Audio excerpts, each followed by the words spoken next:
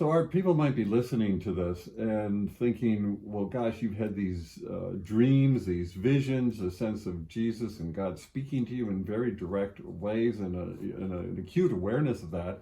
And people might say, well, that's you, maybe that's a very special gift. Um, how is that accessible to other people? One of the two reasons I'm writing the book is that I'm very aware that God wants to have these experiences with us.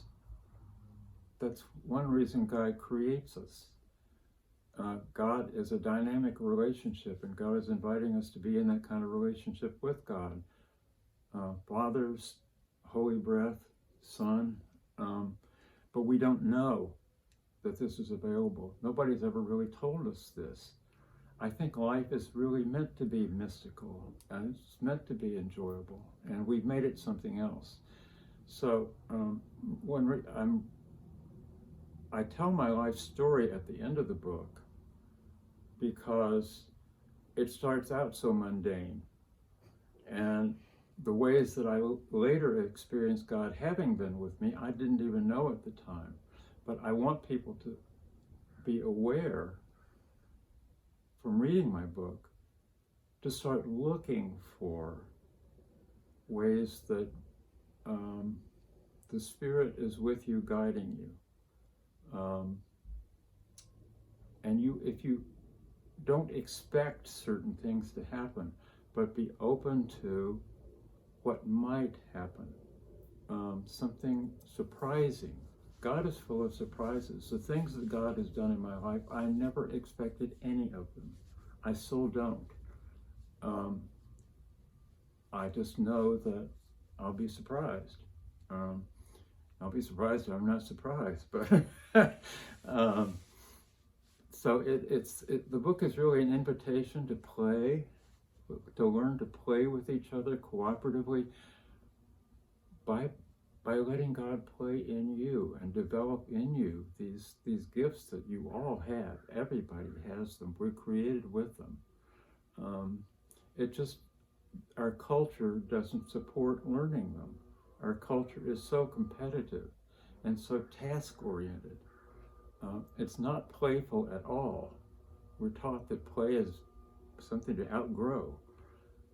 God doesn't want us to outgrow play. God wants to ingrow play.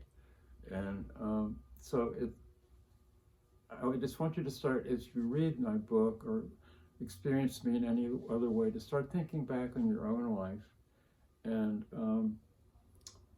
positive things that have happened that you never anticipated. And if you can't think of those, start looking for them now. If you're afraid of something, picture it as a spider or something else that was really a scary image for you. And I visually turn the spider over and I find a heart painted on its stomach. What is the heart that's there? What's the invitation for you? And then that's the time to use the discernment process, because the invitation turns into your hope. And then you discern what are the options for fulfilling this hope. That's what I teach you how to do in discernment. In a group discernment or personal discernment, what are the options for fulfilling this hope that I have now instead of a fear? And that's where you get the fun. That's where you get the creativity. And if you're doing this as an individual person, I invite you to invite some trusted friends with you to do this with you, because they know you well. And they may think of parts of your personality that they experience as invitations and hopes and talents that you're not even aware that you have. So get a group of friends around you and discern what your passions for life are, what your hopes for life are, and then take one hope at a time. And with the help of friends, I show the process for doing this. Identify options for achieving that hope, and then negatives and positives about each option. but don't pay attention to that right now. Wait till you read about it, because I'll show you how not to get stuck up on any of those. It's all a way not to get into expectations, but a way to go with the positive energy of hope. Then anybody can do that. We all are we're born with the talent. It gets trained out of us. It got trained out of me, but here I am. Well, I know from my own experience how profoundly powerful that approach to discernment is, and I've used it successfully in my relationship with my wife and our daughter, and with people in our community, and with businesses and corporations.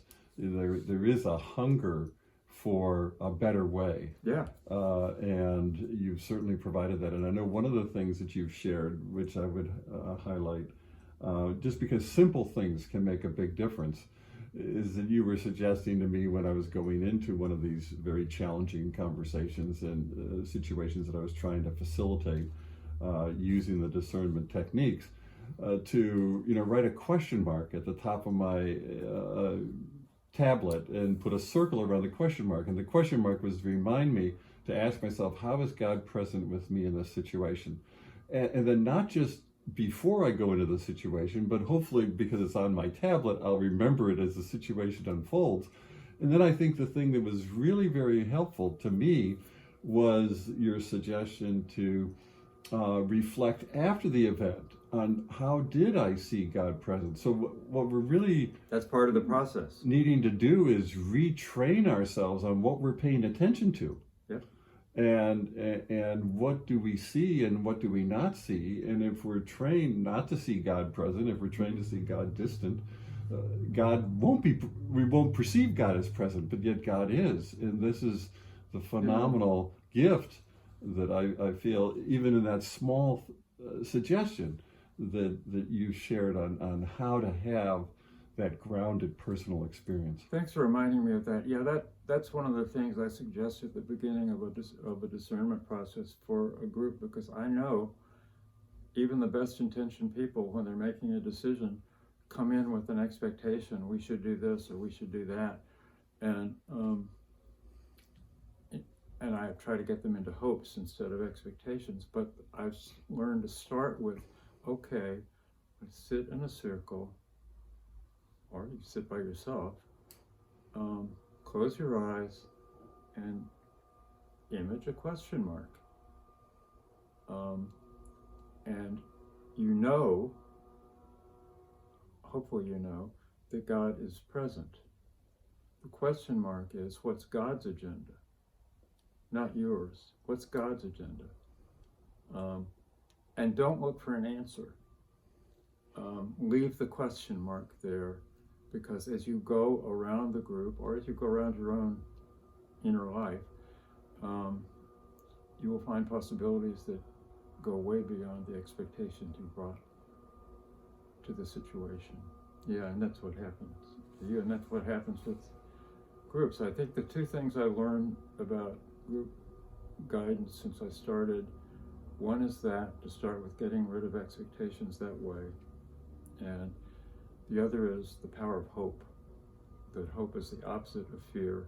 And so for secular groups that don't want to do prayer, I've got a chapter at the end of the book for secular groups. It takes everything I said in the discernment, prayerful decision making, takes the prayerful part out of it, but the other dynamics are there, governed by hope. So even if you don't want, and you're not able for some unfortunate reason to want to experience God or to experience God, you can still use the process and come to, I think God wants us to be joyful and playful and happy, even if we don't know that we're doing it with God, even if we intend to be secular. So I've got an appendix for purely secular people, and it's still very powerful. Mm-hmm.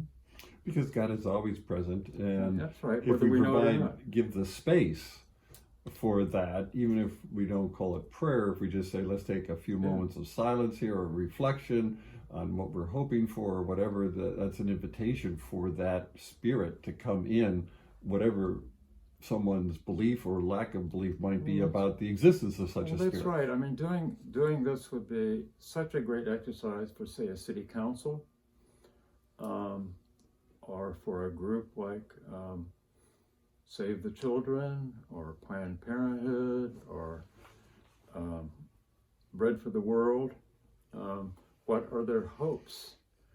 And even for a congressional committee, as divided as Congress is now, I was asked several years ago if I would go work with incoming members of Congress, and I was in California and they were in Washington. Oh, can't do that. No, I would. I would have fun doing it because they would be so surprised at what they would hear coming out of their mouths. I would love to do it. Good.